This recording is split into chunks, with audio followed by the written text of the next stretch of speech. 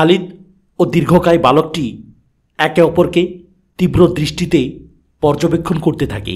তারা একে অপরের উপর সতর্ক দৃষ্টি রেখে আক্রমণের সুযোগের অপেক্ষায় একটি বৃত্তের মধ্যে ধীরে ধীরে ঘুরছে। সেই সঙ্গে তারা প্রতিপক্ষের সম্ভাব্য কৌশল সম্পর্কেও সদা সতর্ক। তাদের চোখে মুখে শত্রুতার ছাপের পরিবর্তে আছে বিজয়ের দৃঢ় সংকল্প, যদিও এটা কৌতুক উদ্দীপক বৈরিতা বই কিছুই নয়। খালিদের প্রতিপক্ষ বালকটি হচ্ছে বাঁহাতি, তাই তাকে থাকতে হচ্ছে অধিকতর সতর্ক। কেননা বাঁহাতিরা যুদ্ধের সময় প্রতিপক্ষের উপর সবসময় একটা বিশেষ সুবিধা ভোগ করে। কুস্তি আরব বালকদের একটি প্রিয় খেলা এবং তারা প্রায়ই একে অপরের সঙ্গে কুস্তি লড়ত। এই লড়াইয়ে কোনো হিংসা বা দেশ কাজ করত না। এটা খেলা বই আর কিছুই নয়। আরবি পৌরুষের প্রতীক হিসাবে প্রতিটি বালককে কুস্তি শেখানো হতো। এই বালক দুটি ছিল সবচেয়ে শক্তিশালী এবং সমবয়স্কদের নেতা। কাজেই বলতে গেলে এই লড়াইটি ছিল হেভিওয়েট খেতাবের প্রতিদ্বন্দ্বিতার মতোই। তারা একে অপরের যথার্থ প্রতিদ্বন্দ্বী। তাদের বয়সও প্রায় সমান, সবেমাত্র এক যুগ পেরিয়েছে। তারা উভয়ই লম্বা এবং হালকা। তাদের ঘর্মাক্ত দেহে সূর্যরশ্মির বিকিরণ হলে কাঁধ ও বাহুর নবগঠিত ও স্ফীত পেশিগুলো স্পষ্ট হয়ে ওঠে। দীর্ঘকায় বালকটি খালিদের চেয়ে সম্ভবত 1 ইঞ্চি লম্বা। তাদের মুখের গড়নে এত মিল ছিল যে সবসময় একজনকে অন্যজন বলে ভুল হতো। খালিদ দীর্ঘকায় বালকটিকে শূন্যে তুলে নিক্ষেপ করে। পতনটি ছিল মারাত্মক। ফলে দীর্ঘকায় বালকটির পায়ের একটি হাড় ভেঙে মুচড়ে অদ্ভুত আকার ধারণ করে। আহত বালকটি মাটিতে স্থির হয়ে পড়ে থাকে এবং খালিদও ভীত দৃষ্টিতে তার বন্ধুপ্রতিম ভাগিনার ভাঙা পায়ের দিকে তাকিয়ে থাকে। বালকটির মা হান্তামা বিনতে হাসিম বিন আল মুগিরা খালিদের চাচাতো বোন। সময়ের ব্যবধানে দীর্ঘকায় বালকটির পায়ের আঘাত সেরে ওঠে এবং সে পুনরায় পূর্বের শক্তি ফিরে পায়। সে আবার কুস্তিতে অংশ নিয়ে সেরা কুস্তিগীরদের একজন হিসেবে পরিগণিত হয়। বালক দুটির বন্ধুত্বও অটুট থাকে। তারা উভয়ই ছিল বুদ্ধিমান, শক্তিশালী ও গতিময়, কিন্তু অভাব ছিল ধৈর্য ও কৌশলের। তাই তাদের মধ্যেকার যে কোনো প্রতিদ্বন্দ্বিতাই হতো দীর্ঘস্থায়ী। আমাদেরকে এই দীর্ঘকায় বালকটির কথা মনে রাখতে হবে, কেননা সে খালিদের ভবিষ্যৎ জীবনে একটি গুরুত্বপূর্ণ ভূমিকা পালন করেছিল। বালকটি ছিল আল খাত্তাবের পুত্র এবং তার নাম ছিল ওমর। কোরেশ বংশের অভিজাত পরিবারগুলোর প্রথামাফিক জন্মের পরপরই খালিদকে মায়ের কাছ থেকে সরিয়ে মরুভূমির একটি বেদুইন পরিবারে পাঠানো হয়। তাকে লালন পালনের জন্য একজন দুধমাতা ঠিক করা হয়। মরুভূমির শুষ্ক, মুক্ত ও নির্ভেজাল বাতাসের মধ্যে খালিদ সুন্দর ও সবল স্বাস্থ্যের অধিকারী হয়ে বেড়ে উঠতে থাকেন। পরবর্তী জীবনে তিনি যে অসাধারণ শক্তিশালী ও সুদৃঢ় দেহের অধিকারী হয়েছিলেন তার গোড়াপত্তন হয় এই বেদুইন পরিবারের মরুজীবনের মুক্ত পরিবেশেই। মরুজীবনের সঙ্গে খালিদের স্বভাবেরও যেন ছিল অনেক মিল, তাই এই পরিবেশকে তিনি অত্যন্ত আপন করে নিয়েছিলেন। শিশুকাল থেকে 5-6 বছর বয়স পর্যন্ত তিনি এই মরুবাসী আরব পরিবারে কাটানোর পর মক্কায় পিতামাতার কাছে ফিরে আসেন। বাল্যকালে তিনি একবার গুটি বসন্তে আক্রান্ত হন। মুখে কয়েকটি দাগ ছাড়া এই বসন্তে আর তেমন কোনো ক্ষতি হয়নি। খালিদের চেহারা ছিল অত্যন্ত তেজোদ্দীপ্ত ও সুদর্শন। তার সৌন্দর্য শুধু আরব সুন্দরীদেরই চিত্তদাহের কারণ ছিল না, মাঝে মাঝে তাকেও ঝামেলায় ফেলত। বসন্তের দাগের ফলে তার এই সৌন্দর্যের কোনো ক্ষতি হয়নি। বালক খালিদ কৈশোরে পদার্পণ করেই গৌরবের সঙ্গে উপলব্ধি করেন যে সে একজন গোত্র প্রধানের সন্তান। খালিদের পিতা আল ওয়ালিদ ছিলেন কোরেশদের মধ্যে সবচেয়ে অভিজাত গোত্র বনি মাখজুমের প্রধান এবং মক্কায় তিনি আল ওয়ালিদ অর্থাৎ অদ্বিতীয় এই উপাধিতে পরিচিত ছিলেন। দুধমাতার নিকট হতে ফিরে আসার পর পিতা স্বয়ং পুত্র খালিদের দেখাশোনার দায়িত্ব গ্রহণ করেন। তিনি যথাসম্ভব চেষ্টা করেছিলেন পুত্রের মাঝে সাহসিকতা, সামরিক দক্ষতা, শক্তিমত্তা ও মহানুভবতার মতো আরবীয় পৌরুষের সকল প্রকার গুণের সমাবেশ ঘটানোর। বলা বাহুল্য তার সে প্রচেষ্টা অদ্ভুতভাবে সফল হয়েছিল। মক্কার কোরেশগণ নিজেদের গোত্রগুলোর মধ্যে বিভিন্ন সুযোগ সুবিধা ও দায় দায়িত্ব বন্টন করে নিয়েছিল। কোরেশদের মধ্যে বনি হাসিম, বনু আব্দুদ্দার অর্থাৎ বনু উমাইয়ার একটি শাখা এবং বনি মাখজুম ছিল প্রধান তিনটি গোত্র। যুদ্ধবিগ্রহ সম্পর্কিত দায়িত্ব ছিল বনি মাখজুমের উপর। এই গোত্রের লোকেরা কোরেশদের জন্য যুদ্ধের ঘোড়া জন্মাত ও প্রশিক্ষণ দিত। তারা বিভিন্ন অভিযানের আয়োজন করত এবং প্রায়ই যুদ্ধযাত্রী কোরেশ বাহিনীর দলগুলোর নেতৃত্ব দিত। বনি মাখজুমের এই বিশেষ সামাজিক অবস্থান ও পরিবেশের মধ্যে খালিদ বড় হয়েছিলেন। বালক অবস্থায় খালিদকে ঘোড়ায় চড়া শেখানো হয়। তার ঘোড়া চালনার দক্ষতা অর্জন ছিল অপরিহার্য এবং তিনি খুব দ্রুত তা করতে সক্ষম হন। কিন্তু তাকে শুধু প্রশিক্ষণপ্রাপ্ত ঘোড়া চালানোতে দক্ষ হলেই চলবে না, তাকে চালাতে জানতে হবে যে কোনো ঘোড়া এবং লাগামহীন পুরুষ অশ্বশাবককে প্রশিক্ষণ দিয়ে করতে হবে যুদ্ধের উপযোগী ও অনুগত। বনু মাখজুম গোত্রের লোকেরা ছিল আরবদের মধ্যে অশ্ব চালনায় উত্তম, আর খালিদ গড়ে উঠেছিলেন বনু মাখজুমের লোকদের মধ্যে উত্তম অশ্বচালক হিসেবে। আরবীয় যুদ্ধ ব্যবস্থায় ঘোড়া ও উট ছিল খুবই গুরুত্বপূর্ণ প্রাণী। তাই কেউ শুধু অশ্বচালনা জানলেই একজন ভালো চালক হিসেবে দাবি করতে পারত না। ভালো চালক হতে হলে তাকে সমানভাবে উটও চালাতে জানতে হবে। ঘোড়া ব্যবহার করা হতো যুদ্ধের সময় আর উট দীর্ঘ যাত্রার সময়। অশ্বচালনার পাশাপাশি খালিদ যুদ্ধবিদ্যায়ও পারদর্শিতা লাভ করেন। তিনি বর্শা, বল্লম, তীর ও তরবারি সহ সব অস্ত্র ব্যবহারেই দক্ষতা অর্জন করেন। তিনি অশ্বে আরোহণ করেন এবং পায়দল যুদ্ধ চালনায়ও পারদর্শী হন। সব অস্ত্র ব্যবহারে দক্ষতা অর্জন করলেও অশ্বারোহণ করে আক্রমণ রচনায় বল্লমের ব্যবহারে তাঁর দক্ষতা ছিল যেন আল্লাহ প্রদত্ত। অনুরূপ আল্লাহ প্রদত্ত দক্ষতা ছিল দ্বন্দ্বযুদ্ধে তরবারির ব্যবহারে। অশ্বারোহণ করেই হোক বা পায়দলেই হোক, তরবারি আরবদের নিকট বীর ধর্মের অস্ত্র হিসেবে বিবেচিত।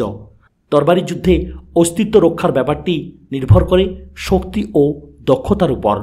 এ দুটির অভাব থাকলে প্রতিপক্ষ থেকে দূরত্ব রক্ষা করেও টিকে থাকা সম্ভব হতো না। তরবারি ছিল সে সময়ের সবচেয়ে নির্ভরযোগ্য অস্ত্র। যৌবনে পৌঁছার সঙ্গে সঙ্গে খালিদের উচ্চতাও বৃদ্ধি পেয়ে 6 ফুট অতিক্রম করে। তার কাঁধ চওড়া, সিনা স্ফীত এবং হালকা খেলোয়াড়ি শরীরের পেশিগুলো শক্তিশালী হয়ে ওঠে। মুখমণ্ডলে সমাবেশ ঘটে ঘন চাপ দাড়ির।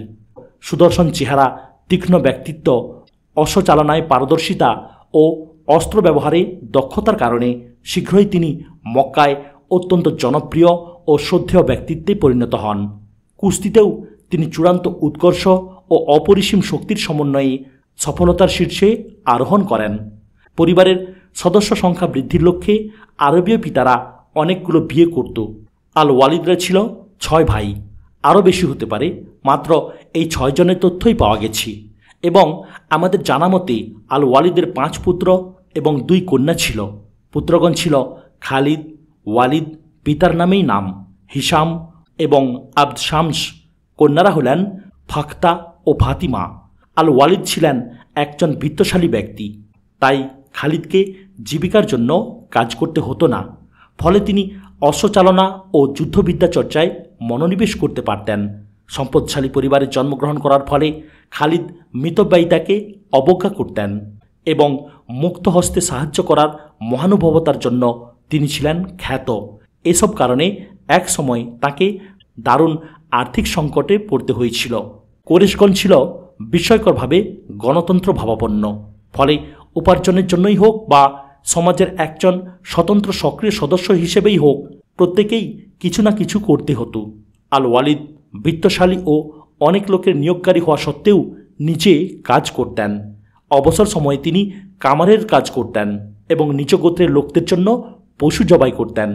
তিনি ব্যবসাও করতেন এবং অন্যান্য গোত্রের সঙ্গে পার্শ্ববর্তী দেশে ব্যবসায়ী দল পাঠাতেন।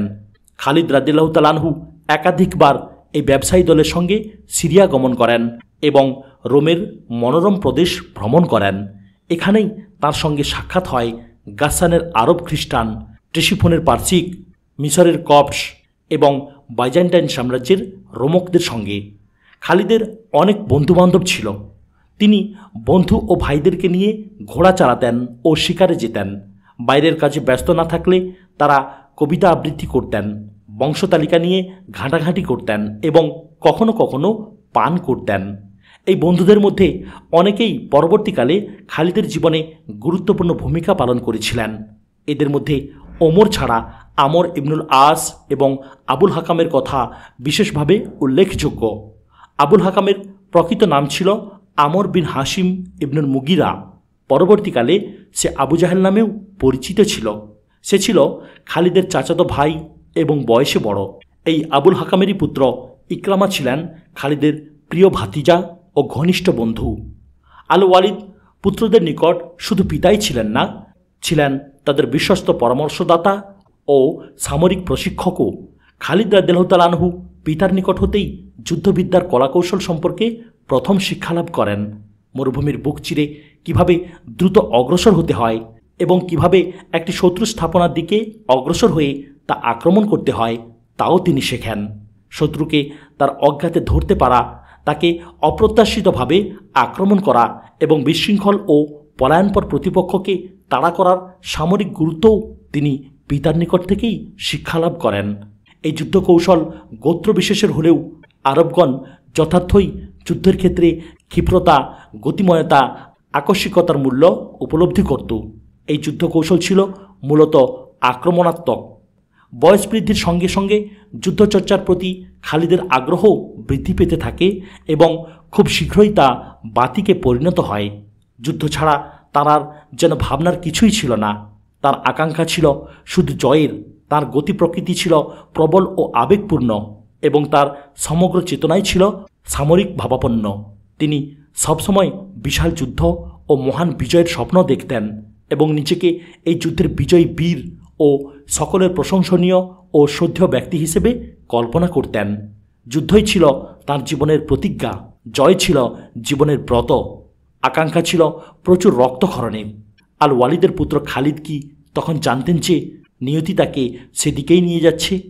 নতুন বিশ্বাস। জনৈক আরব গভীর রাতে চিন্তাক্লিষ্ট মনে মক্কার রাস্তায় পায়চারি করছেন। তিনি মক্কার মহান গোত্র বনি হাশিমের সদস্য হলেও সম্পদশালী নন। তিনি মাঝারি গড়নের অত্যন্ত সুদর্শন ব্যক্তি। তার কাঁধ চওড়া এবং মাথার কোঁকড়ানো কালো চুল কানের শেষ প্রান্ত বরাবর ঝুলে আছে। তার উজ্জ্বল দ্যুতিময় চোখ দুটি বেদনাক্লিষ্ট। আরব সমাজে ও জীবনে এমন অনেক কর্ম ও বিশ্বাস ছিল যা তার মনকে ব্যথিত করত। তিনি তার আশপাশের সর্বত্রই দেখতেন পতনের চিহ্ন। গরিব ও অসহায়দের প্রতি অবিচার, অহেতুক রক্তপাত এবং মেয়েদেরকে গৃহপালিত পশুর মতো মনে করা ছিল অতি সাধারণ ব্যাপার। তিনি গভীরভাবে ব্যথিত হতেন যখন কন্যা সন্তানকে জীবন্ত কবর দেওয়ার খবর শুনতেন। আরবের কিছু গোত্রে কন্যা সন্তান হত্যা করা একটা ধর্মীয় আচারে পরিণত হয়েছিল। কন্যা সন্তান জন্ম নিলে তাকে 5-6 বছর বয়স পর্যন্ত লালন পালন করা হতো। তারপর একদিন তাকে বেড়াতে যাওয়ার কথা বলে ভালো কাপড় চোপড় পরিয়ে লোকালয়ের বাইরে তার জন্য খনন করা কবরের পাশে নেওয়া হতো। ভাগ্য সম্পর্কে নির্বোধ বালিকা তখন ভাবত হয়তো তার পিতা সত্যই তাকে বনভোজনে নিয়ে এসেছে। তাকে ধাক্কা দিয়ে কবরে ফেলে দিলে সে পিতার নিকট সাহায্যের জন্য চিৎকার করত। সাহায্যের পরিবর্তে তার প্রতি পাথর নিক্ষেপ করা হতো যতক্ষণ পর্যন্ত না তার কচি দেহ হতে জীবন পাখি বিদায় নিত। কচি কন্যার ক্ষতবিক্ষত অসার দেহকে মাটি চাপা দিয়ে পিতা বাড়ি ফিরত। এই নিয়ে অনেক পিতাকে সগর্বে দম্ভক্তি করতেও শোনা যেত। এই প্রথা অবশ্য আরবদের সর্বত্র প্রচলিত ছিল না। বনি হাশিম, বনি উমাইয়া ও বনি মাখজুমের মতো বিখ্যাত পরিবারগুলোতে এরূপ শিশুকন্যা হত্যার একটি দৃষ্টান্তও ছিল না।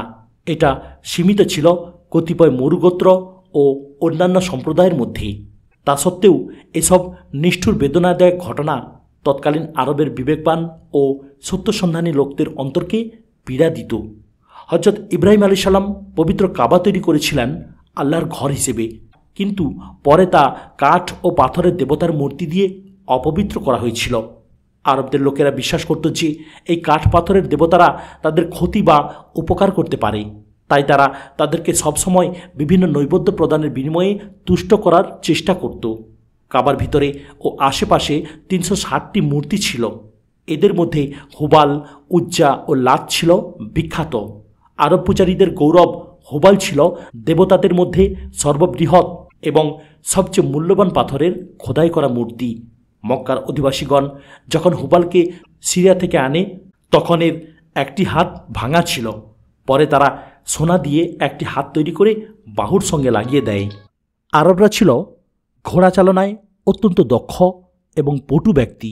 আরবদের ধর্মবিশ্বাসে বহুত্ববাদ ও একত্ববাদের অর্থাৎ প্রকৃত আল্লাহর অস্তিত্বে বিশ্বাসের এক বিস্ময়কর সংমিশ্রণ বিদ্যমান ছিল। তারা বিশ্বাস করত আল্লাহই প্রকৃত প্রভু ও স্রষ্টা। তবে তারা এটাও বিশ্বাস করত যে মূর্তির দেবদেবীরা হচ্ছে আল্লাহর পুত্র ও কন্যা। দেবত্ব সম্পর্কে আরব ধারণাটা ছিল এরূপ যে আল্লাহ একটি দেবতা পরিষদের সভাপতি আর অন্যান্য দেবদেবী হচ্ছে উক্ত পরিষদের সদস্যা। এই দেবদেবীদের ঐশী ক্ষমতা থাকলেও সর্বশক্তিমান আল্লাহর প্রতি তারা অনুগত। আরবগণ যেমন হুবাল ও অন্যান্য দেবদেবীর নামে শপথ নিত, তদ্রূপ আল্লাহর নামেও শপথ নিত। তারা তাদের সন্তানদের নাম আব্দুল উজ্জা অর্থাৎ উজ্জার দাস রাখার পাশাপাশি আবদুল্লাহ বা আল্লাহর দাসও রাখত। উপরে আরব ধ্যান ধারণার যে চিত্র পাওয়া গেল তাতে এরূপ মনে করা ঠিক হবে না যে আরব সংস্কৃতিতে সব কিছুই ছিল খারাপ। গর্ব করার মতো অনেক কিছুই তাদের সংস্কৃতি ছিল। আরবীয় চরিত্রে সাহস, আতিথেয়তা এবং ব্যক্তি ও গোত্রীয় সম্মানবোধ এমন প্রশংসনীয় ছিল যা আজকের দিনেও ঈর্ষার সৃষ্টি করে। প্রতিশোধ স্পৃহা ছিল আরবের চরিত্রের আরেকটি দিক। এই স্পৃহা বংশানুক্রমে বহন করা হতো। অবশ্য আইন শৃঙ্খলা রক্ষার ব্যবস্থাবিহীন বিভিন্ন গোত্রে বিভক্ত একটি সমাজের ভারসাম্য বজায় রাখার এছাড়া আর কী বা উপায় ছিল? এই সময়ে আরব সমাজের নৈতিকতা ও ধর্মবোধ ছিল সর্বকালের সর্বনিম্ন মানের। এই সময়কে বলা হয় অজ্ঞতার যুগ। আর এই অজ্ঞতার যুগের সমস্ত কাজ ও বিশ্বাসকেও বলা হয় অজ্ঞতার কাজ ও বিশ্বাস। অজ্ঞতাই ছিল তাদের জীবন পদ্ধতি। পূর্বে যে আরবীয় ব্যক্তির কথা বলা হয়েছে তিনি মক্কার অদূরে পাহাড়ের গুহায় বসে ধ্যান করতেন। তিনি দিনের পর দিন ধ্যান করতেন আর অপেক্ষা করতেন, যদিও নিশ্চিত করে জানতেন না কি আছে তার সামনে। অনুরূপ ধ্যানমগ্ন অবস্থায় একদিন তিনি কিছু একটার অস্তিত্ব উপলব্ধি করলেন। যদিও কাউকে দেখা গেল না বা কোনো শব্দ পাওয়া গেল না, তবু মনে হলো কেউ একজন এসেছে। তারপর একটি শব্দ ভেসে এলো, পড়ুন। এই ঐশী শব্দে তিনি বিস্মিত হয়ে যান এবং কম্পিত কণ্ঠে বলেন, আমি পড়তে জানি না। শব্দটি আরও জোরে পুনরায় উচ্চারিত হলো, পড়ুন। আবার বলেন, আমি পড়তে জানি না। শব্দটি আরও ভয়ঙ্কর রূপ ধারণ করে, পড়ুন। তারপর শান্তস্বরে উচ্চারিত হয়, পড়ুন আপনার প্রভুর নামে, যিনি আপনাকে সৃষ্টি করেছেন। মানুষ সৃষ্টি করেছেন জমাটবদ্ধ রক্ত হতে। পড়ুন আপনার প্রভু অত্যন্ত দয়াময়, যিনি কলমের দ্বারা শিক্ষাদান করেছেন। মানুষকে সে জ্ঞান দিয়েছেন যা সে জানত না। এই ঘটনাটি ঘটে 610 খ্রিস্টাব্দের আগস্ট মাসের এক মঙ্গলবারে। উল্লিখিত ব্যক্তি হচ্ছেন হজরত মুহাম্মদ সাল্লাল্লাহু আলাইহি ওয়াসাল্লাম। এই ঘটনার মধ্য দিয়ে তার উপর পৃথিবীতে ওহী নাজিল হয় এবং একটি নতুন বিশ্বাসের জন্ম হয়।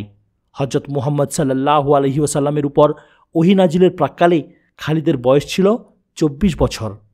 ওহীপ্রাপ্তির পর ফেরেশতা জিবরিলের পরামর্শে রাসূলুল্লাহ সাল্লাল্লাহু আলাইহি ওয়াসাল্লাম 3 বছর চুপে চাপে ইসলাম প্রচার করেন। তারপর তাকে প্রকাশ্যে আল্লাহর বাণী প্রচার করার নির্দেশ দেয়া হলে তিনি স্বীয় পরিবার ও গোত্রের মধ্যে তা শুরু করেন। অধিকাংশই তাঁর প্রতি অবজ্ঞা প্রদর্শন করে, এমনকি তারা এই নতুন বিশ্বাসকে নিয়ে হাসি তামাশাও করতে থাকে। একদিন রাসূলুল্লাহ সাল্লাল্লাহু আলাইহি ওয়াসাল্লাম তাঁর নিকট আত্মীয় স্বজনদেরকে বাসায় দাওয়াত করার সিদ্ধান্ত নেন।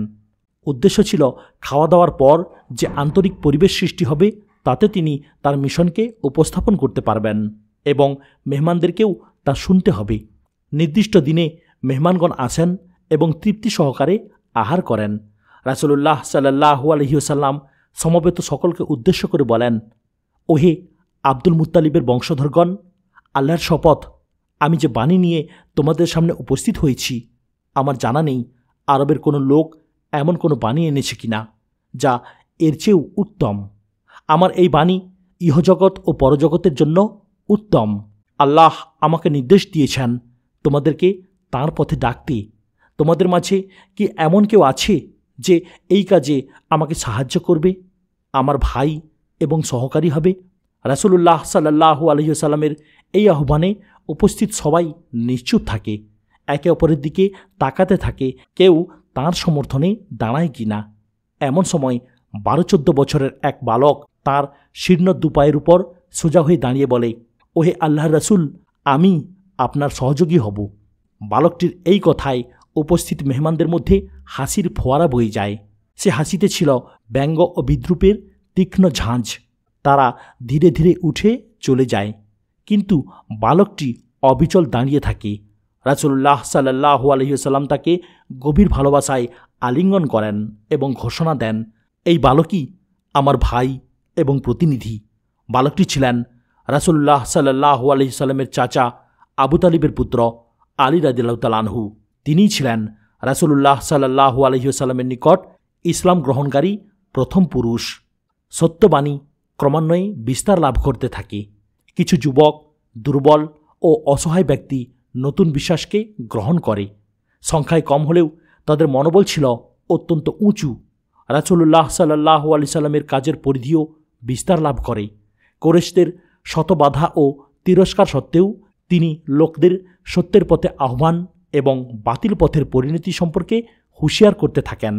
তিনি তাদেরকে কাঠ পাথরের পুতুলের পরিবর্তে প্রকৃত আল্লাহর আনুগত্য করার আহ্বান জানান। রাসূলুল্লাহ সাল্লাল্লাহু আলাইহি সাল্লামের তৎপরতা বৃদ্ধির সঙ্গে সঙ্গে কুরাইশদের প্রতিবন্ধকতা ও প্রতিহিংসাও বৃদ্ধি পেতে থাকে। কুরাইশ পক্ষের নেতৃত্বে ছিল প্রধানত 4 ব্যক্তি: আবু সুফিয়ান, বনি উমাইয়ার নেতা এবং প্রকৃত নাম ছিল সাখর বিন হারব; আল ওয়ালিদ, খালিদের পিতা; আবুল আহাব, রাসূলুল্লাহ সাল্লাল্লাহু আলাইহি সাল্লামের চাচা; এবং আবুল হাকাম অর্থাৎ আবু জাহেল। এদের মধ্যে আবু সুফিয়ান এবং আবুল হাকাম সম্পর্কে আমরা আরও অনেক জানতে পারব। আবু সুফিয়ান এবং আল ওয়ালিদ ছিলেন মর্যাদা ও আত্মসম্মানবোধ সম্পন্ন ব্যক্তি। রাসূলুল্লাহ সাল্লাল্লাহু আলাইহি সাল্লামের বিরোধিতা করার সময় তারা এমন কিছু করতেন না যাতে তাদের মর্যাদা ক্ষুণ্ণ হয়। রাসূলুল্লাহ সাল্লাল্লাহু আলাইহি সাল্লামের নবুয়ত প্রাপ্তিতে খালিদের পিতা আল ওয়ালিদের মর্যাদাবোধে আঘাত লাগে। তার বিক্ষুব্ধ প্রতিক্রিয়া ছিল, নবুয়ত যদি দিতেই হয় তবে মুহাম্মদকে কেন? তাহলে আমি কুরাইশদের মধ্যে সর্বশ্রেষ্ঠ এবং বয়োজ্যেষ্ঠ হয়ে কি পেলাম? তাছাড়াও রয়েছে সাকিফ গোত্রের প্রধান আবু মাসুদ। নিঃসন্দেহে সে এবং আমি হচ্ছে এই 2 শহরের সর্বশ্রেষ্ঠ ব্যক্তি।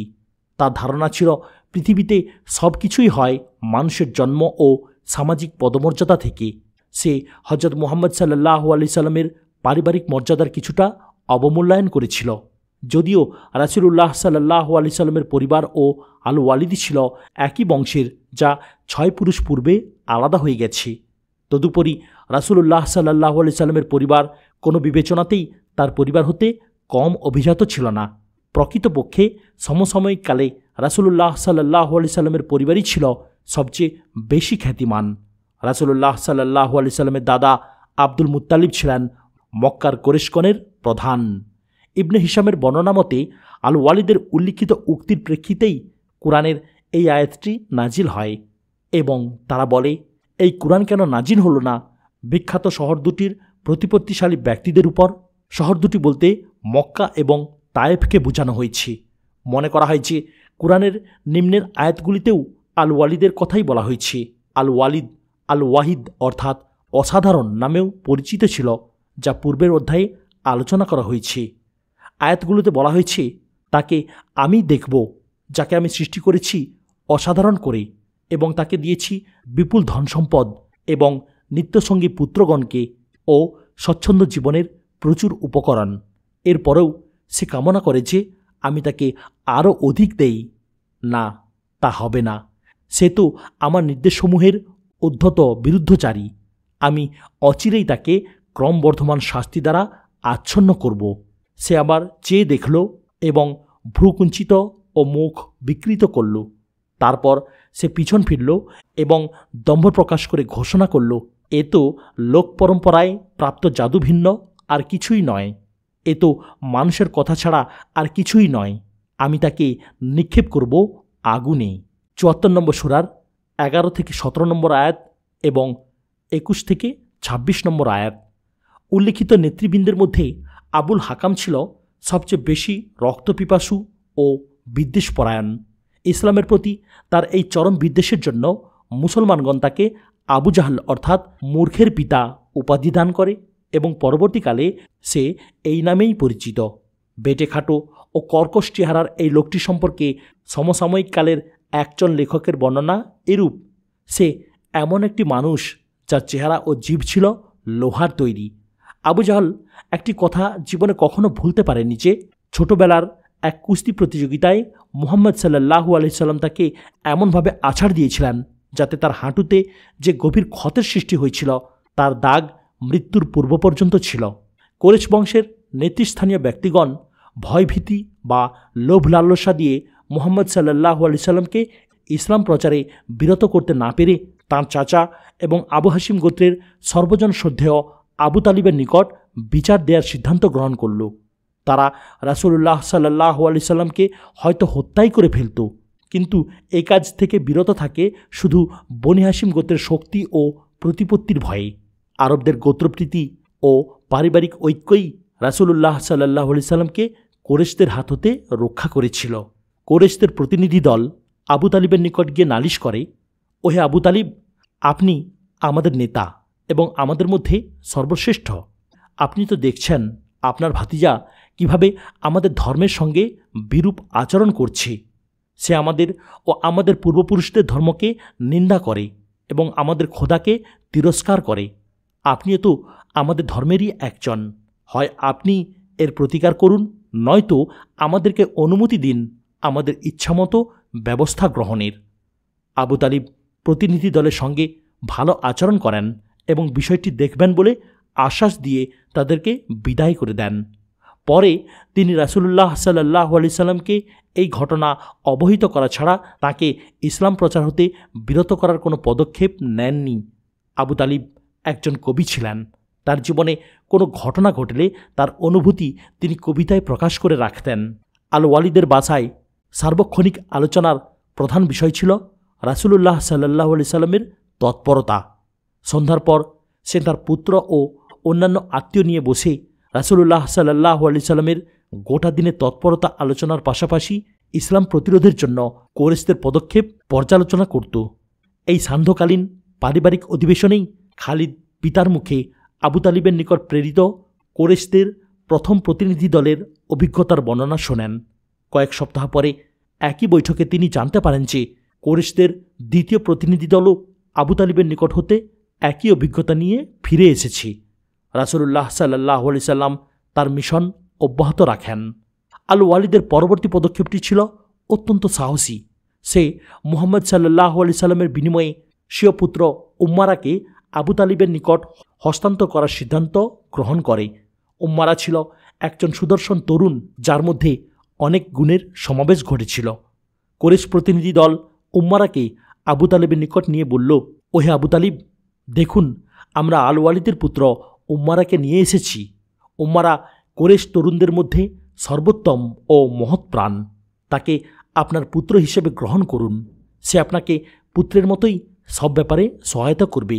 বিনিময়ে মুহাম্মদকে আমাদের কাছে হস্তান্তর করুন, যে আপনার এবং আপনার পূর্বপুরুষদের বিশ্বাসে আঘাত করেছে এবং আমাদের গোত্রের মধ্যে বিরোধ সৃষ্টি করেছে। আমরা তাকে হত্যা করতে চাই। আমরা একজন মানুষের বদলে আর একজন মানুষ দিচ্ছি। এটা কি যথেষ্ট নয়? আবু তালিব এই প্রস্তাবে খুবই মর্মাহত হন। তিনি প্রতিনিধি দলকে বলেন, তোমাদের এই প্রস্তাব মোটেই গ্রহণযোগ্য নয়। তোমরা তোমাদের সন্তানকে দিচ্ছ লালন পালন করার জন্য, আর বিনিময়ে আমার সন্তানকে নিতে চাচ্ছ হত্যা করার জন্য। আমি আল্লাহর কসম করে বলছি, এটা কখনোই হতে পারে না। প্রতিনিধি দল আবার ব্যর্থ হয়ে ফিরে যায়। আমরা জানি না এতে উম্মারা স্বস্তিবোধ করেছিল না ব্যথিত হয়েছিল। আবু তালিবের মাধ্যমে রাসূলুল্লাহ সাল্লাল্লাহু আলাইহি সাল্লামকে বিরত করার কোনো সম্ভাবনা না দেখে কুরাইশগণ নিজেরাই তাঁর উপর বিভিন্নভাবে চাপ সৃষ্টির সিদ্ধান্ত গ্রহণ করে যাতে তিনি আত্মসমর্পণ করেন। তারা রাসূলুল্লাহ সাল্লাল্লাহু আলাইহি সাল্লাম ও স্বাভাবিক জীবনযাত্রার প্রতিটি ক্ষেত্রে বাধার সৃষ্টি করতে থাকে। কোরেশগণ তাদের মুখে ময়লা বালু নিক্ষেপ করত এবং পথে ঘাটে ব্যঙ্গ বিদ্রুপ করত। তারা রাসূলুল্লাহ সাল্লাল্লাহু আলাইহি সাল্লামের গৃহেও ময়লা আবর্জনা নিক্ষেপ করত। তাদের এই সব কাজে আবু লাহাব এবং আবু জাহলও শরিক হয়। কোরেশদের প্রতিবন্ধকতা ক্রমান্বয়ে তীব্র হতে তীব্রতর রূপ লাভ করে। মুসলমানদের উপর নির্যাতন বৃদ্ধির সঙ্গে সঙ্গে নির্যাতনের নিত্য নতুন কৌশলও উদ্ভব হতে থাকে। রুকানা বিন আবদিয়াজিদ নামে একজন খ্যাতিমান কুস্তিগির জনসম্মুখে রাসূলুল্লাহ সাল্লাল্লাহু আলাইহি সাল্লামকে হেয় প্রতিপন্ন করার একটি মজাদার ফন্দি আঁটে। সে ছিল কুস্তিতে খুবই দক্ষ। মক্কার কেউ তাকে কখনো আছাড় দিতে পারেনি। তার ফন্দি ছিল যে রাসূলুল্লাহ সাল্লাল্লাহু আলাইহি সাল্লামকে কুস্তিতে চ্যালেঞ্জ জানাবে। তিনি চ্যালেঞ্জ গ্রহণ করলে তাকে জীবনের মতো একটি শিক্ষা দিয়ে দেবে, আর চ্যালেঞ্জ প্রত্যাখ্যান করলে সবার সামনে তাকে ক্ষুদ্র হতে হবে। লোকটি ছিল সম্পর্কে রাসূলুল্লাহ সাল্লাল্লাহু আলাইহি সাল্লামের চাচা। সে দর্প ভরে চ্যালেঞ্জ করল, ওহে আমার ভ্রাতুষ্পুত্র, আমার বিশ্বাস যে তুমি একজন পুরুষ মানুষ। আমি আরও বিশ্বাস করি যে তুমি মিথ্যুক নও। আসো আমার সঙ্গে কুস্তি লড়ো। যদি আমাকে আছাড় দিতে পারো তাহলে আমি তোমাকে প্রকৃত নবী হিসেবে স্বীকার করব। লোকটি এই ভেবে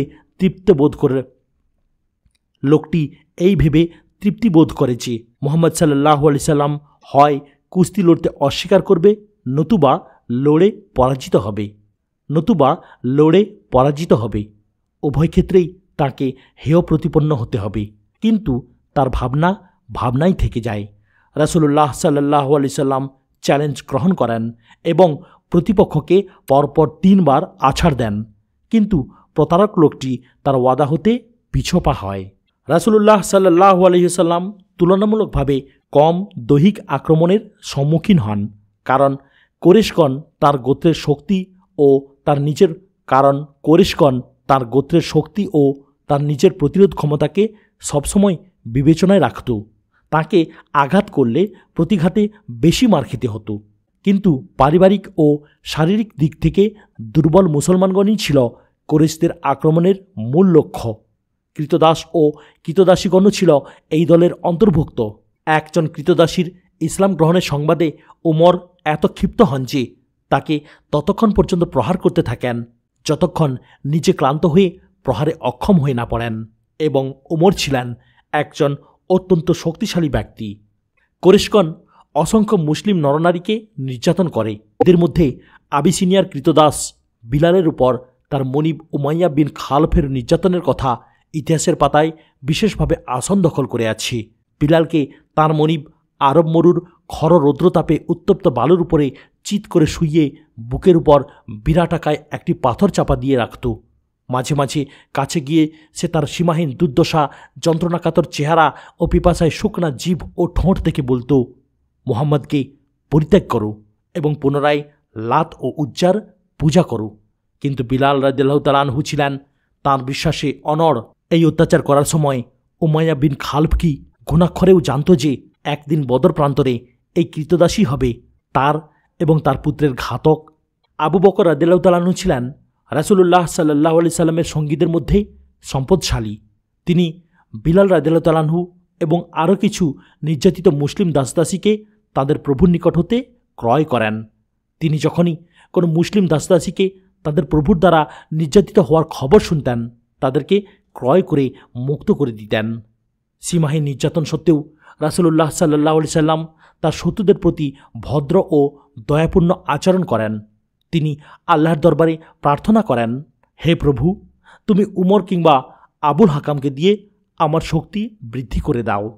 এই প্রার্থনার জবাবে আল্লাহ উমরকে সত্যের পথে নিয়ে আসেন। উমর 40তম ব্যক্তি হিসেবে ইসলামকে আলিঙ্গন করেন, কিন্তু আবু জাহল অবিশ্বাসী হিসেবেই মৃত্যুবরণ করে।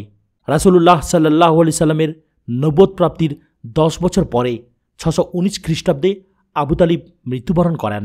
তার মৃত্যুতে রাসূলুল্লাহ সাল্লাল্লাহু আলাইহি সাল্লামের উপর চাপ আরও বৃদ্ধি পায়। কোরেশদের প্রতিহিংসা তীব্রতর রূপ লাভ করে। রাসূলুল্লাহ সাল্লাল্লাহু আলাইহি সাল্লাম গুটি কয়েক সঙ্গীকে নিয়ে ইসলাম প্রচারের কাজ অব্যাহত রাখেন। তার সঙ্গীদের মধ্যে 10 জন ছিলেন খুবই ঘনিষ্ঠ। এই 10 জন ইতিহাসে জান্নাতের সুসংবাদপ্রাপ্ত 10 বলে পরিচিত। রাসূলুল্লাহ সাল্লাল্লাহু আলাইহি সাল্লাম অসহনীয় নির্যাতন সত্ত্বেও মক্কায় বসবাস করতে থাকেন। এই দুঃসময়ে মদিনার, সেকালে ইয়াসরিব নামে পরিচিত, এই দুঃসময়ে মদিনার কয়েকজন অধিবাসী তার সঙ্গে সাক্ষাৎ করে ইসলাম গ্রহণ করেন। এই মদিনা ছিল সেকালে ইয়াসরিব নামে পরিচিত। তারা রাসূলুল্লাহ সাল্লাল্লাহু আলাইহি সাল্লামের বিপদের কথা জানতে পেরে তাকে মদিনায় হিজরত করতে বলেন।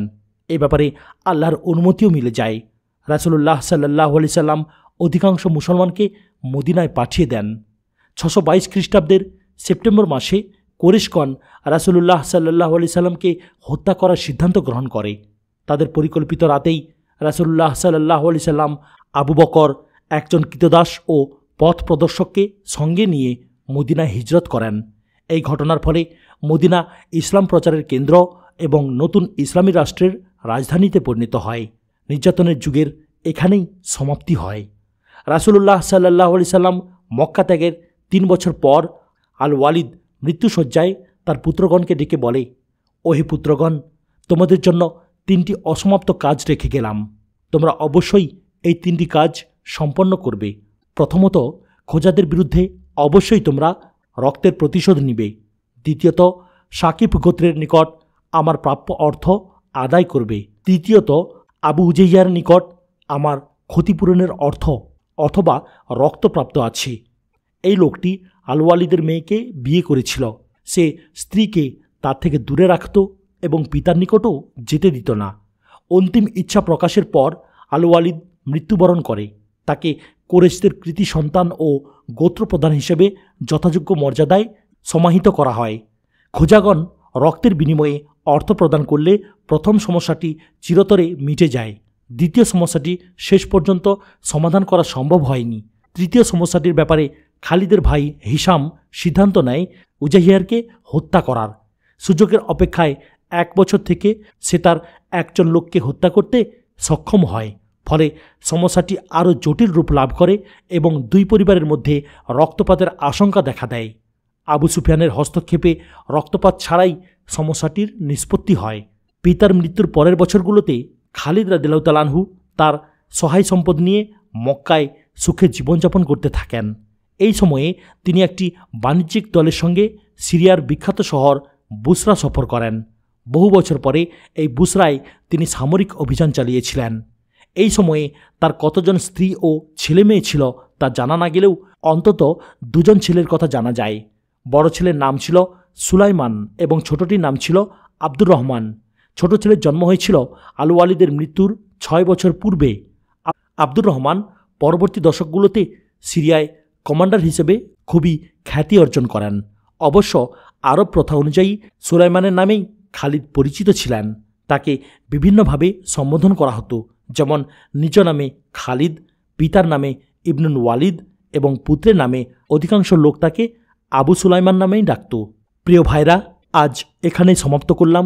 ভিডিওর পরবর্তী অংশ অর্থাৎ আল্লাহর তরবারি বা দ্য সোর্ড অব আল্লাহ নামক কিতাবটির পরবর্তী অংশ শুনতে গেলে চ্যানেলটিকে সাবস্ক্রাইব করুন, লাইক, কমেন্ট এবং শেয়ার করতে ভুলবেন না। আসসালামু আলাইকুম ওয়া রাহমাতুল্লাহি ওয়া বারাকাতুহু।